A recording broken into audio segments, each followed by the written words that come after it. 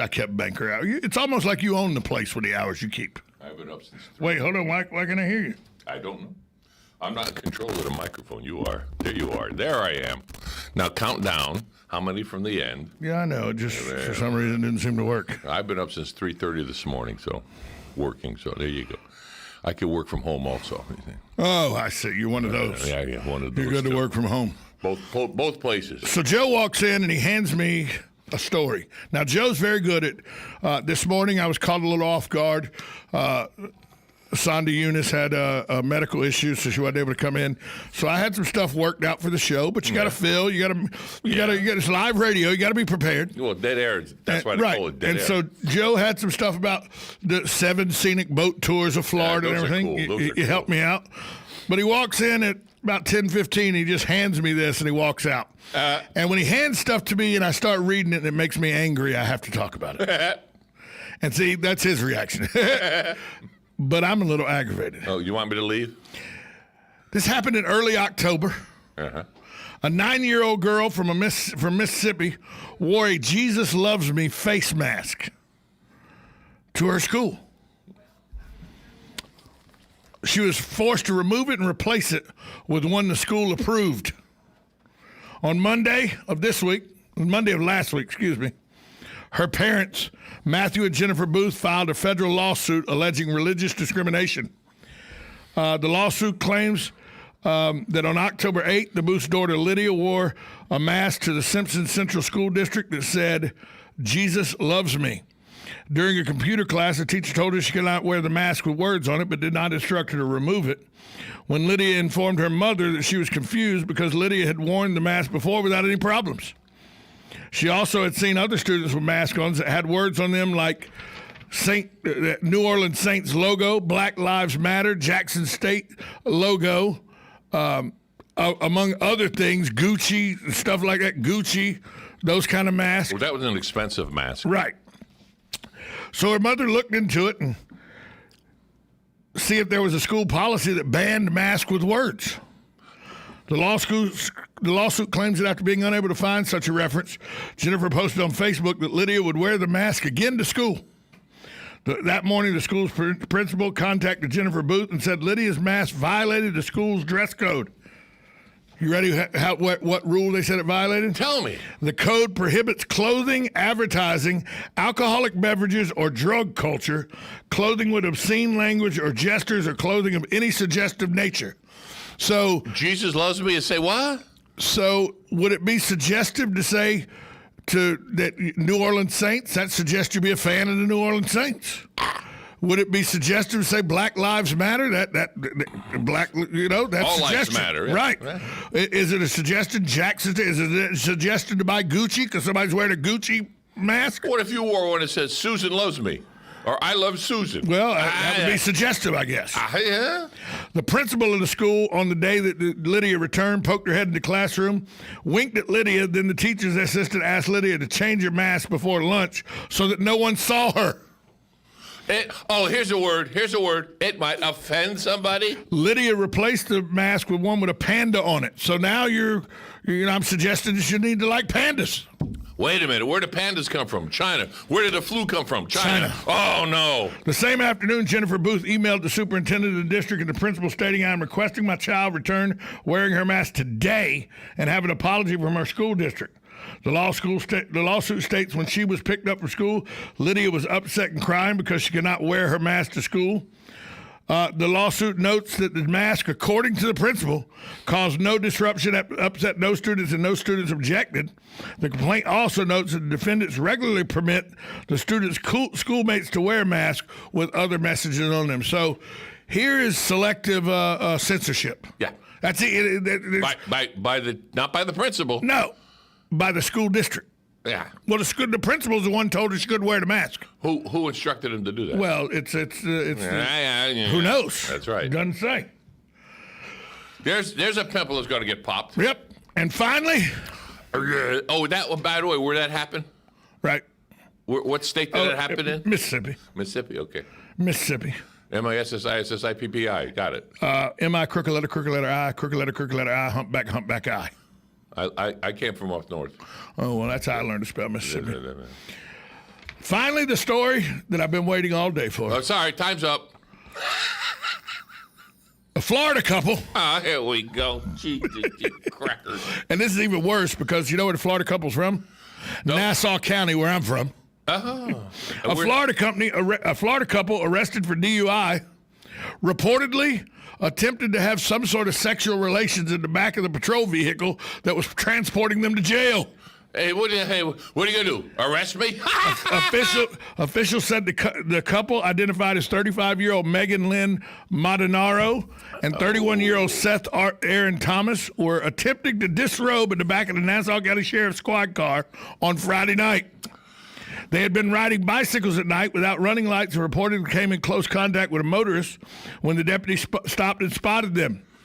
Madonaro was charged with DUI, exposing sexual organs, unnatural and lascivious acts, and resisting without violence. On a bicycle. Thomas was charged with threats against a public official, unnatural and lascivious acts, and the same exposure, as well as DUI. Here's a surprise.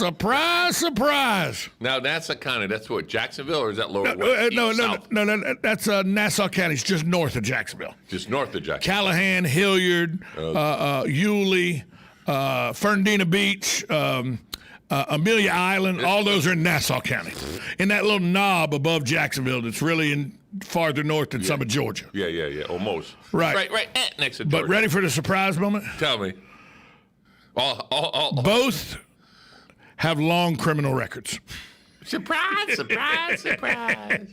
Tell you what. Well, Tom, I heard you said we're going to get close to 12 inches of rain. They're calling between 6 and 12 inches of rain for our area with this tropical storm Ada.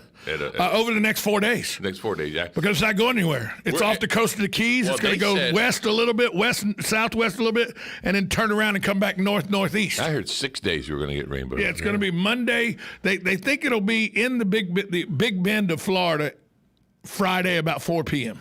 Oh, okay. All right. So we'll be on the southeast side of the storm, then it won't be as bad. I came in this morning in a little, the hurricane, got the Ida hurricane where it's calm. Oh, yeah. I came in, okay, it's just drizzle. Now, in between feeder bands is what you did. You came in between feeder bands. And see, right now we're on the northeast side of the storm. Yes. The wrong side to be on. Oh. And if it strengthens to a Category 1, we remember Irma, she was a Category 1. How'd that do us? Yeah, that wasn't good.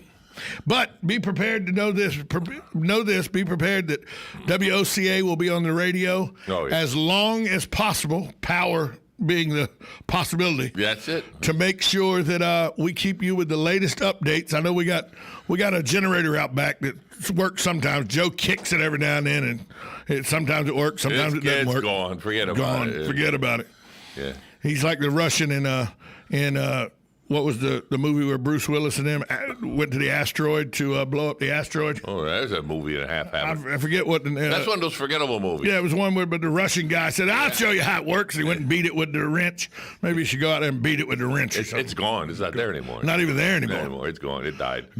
It's may it rest in peace. So we'll stay on the air as long as weather permits, as long as power is here, giving you the updates as they come in. As long as Ocala Utilities supplies us with electricity. Joe Martone will be here. If he has to stay awake for 72 hours, he'll be here. I'll be here. What? You heard him, folks. He said he will be here. He said, I will be here. I have a feeling I'll probably be in and out of the studio during that time as well, because we need to keep our public informed when these kind of storms come in. It's late in the year, too. This late in the year. It's going to be a wet one, but we need the wetness because the wells and the wells are pulling from the side. Yeah, but we don't need 12 inches of it, I don't think. Not in 4 days. No. 12 inches in a month maybe, but right. Well, it is what it is, Tom. You did a great show. You had a great guest today. Ocala Talks. I did the best I could do. That's all I could ever ask. You do the best of what you got to use with. Hey, you want to go let Bob in? He's standing outside. He's out there getting rain poured all over him. Oh, you didn't unlock the door? I did, but then I locked it back after the fire department left. I didn't know that. I didn't know he was out there. Well, there you go. I got to go out and let him in then. You do. Let him go out and let him in. That's how easily. Thanks, Bob. That way I got rid of Joe. Good job. Way to go. 1370 AM, 96.3 FM, WOCA, The Source. We'll see you tomorrow. Broadcasting from the Paddock Mall Studios, this is WOCA Ocala, Gainesville, The Villages, 1370 AM, 96.3 FM, The Source. USA Radio News with Lance Pry. Back in July, the U.S. Department of Health and Human Services and the Department of Defense announced an agreement with U.S.-based Pfizer Incorporated for large-scale production of a COVID-19 vaccine under President Trump's Operation Warp Speed. Today, that nearly $2 billion investment has paid off. Pfizer has announced it has a vaccine to prevent COVID-19 that's 90% effective. The treatment requires 2 shots. 50 million doses are available now, although the original deal with Operation Warp Speed wanted 300 million doses available when getting full approval with the FDA. Democrat New York Governor Andrew Cuomo tells ABC's Good Morning America that Trump will mess this up. And the Trump administration is rolling out the vaccination plan, and I believe it's flawed. I believe it learns nothing from the past. They're basically going to have the private providers do it. USA Radio News. Balance of Nature's fruits and vegetables in a capsule, changing the world one life at a time. I've been taking vitamins off and on my whole adult life, and I've never seen any change. Not like this, not since I've been on Balance of Nature. I used to take prescription medication for muscle aches and stuff. I don't take that anymore. I wish I would have started it back when I first heard about it on the radio. And if I can give Balance of Nature any advice, keep it out on the radio, because I still hear these commercials from time to time, and I'm thinking, you people need to listen up. I mean, I'm over 50, and, your body starts wearing down. But Balance of Nature has literally changed my life. It really has. Get a wide variety of all your daily recommended servings of whole fruits and vegetables without having to leave your home. Right now, Balance of Nature is offering free shipping and 35% off on any new preferred order. Call 1-800-2468-751 or go to balanceofnature.com and use discount code USA. The balance of power in the Senate remains in question. USA Radio News' Tim Berg has more. Republicans and Democrats preparing for Georgia's Senate runoff election set to take place in early January. Democrats, including Senate Minority Leader from New York, Chuck Schumer, say winning both of these seats would be huge. Now we take Georgia, and then we change America. Texas Republican Senator Ted Cruz taking a different tone. If you don't want to go over the edge to the socialist abyss, Georgia is the big enchilada. I'm going to be there, and everyone who wants to see some semblance of calm and reason and sanity, Georgia's the battle where that's going to be determined. The current number in the Senate is 48 Democrats and 48 Republicans. The Florida coast is bracing for Tropical Storm Eta. As of early Monday morning, more than 30,000 customers are without power, with 23 million people in the expected path of Eta.